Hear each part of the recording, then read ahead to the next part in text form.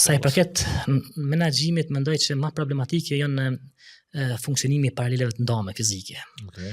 Unë para se me martove lexova një statistikë të arsimit ku prej 1035 objekteve shkollore që janë në Kosovë, dikun 257 për këtyre janë paralele të ndame. Domthonjë që i vjen rreth 30% shkollave të Kosovës se kanë nga një paralele të ndame. Mendoj që sfida është menaxhimi nga ato paralele. Për arsye se si drejtor fizikisht nuk mundesh me qëndru në të dy shkollat njëkohësisht, është shumë normale.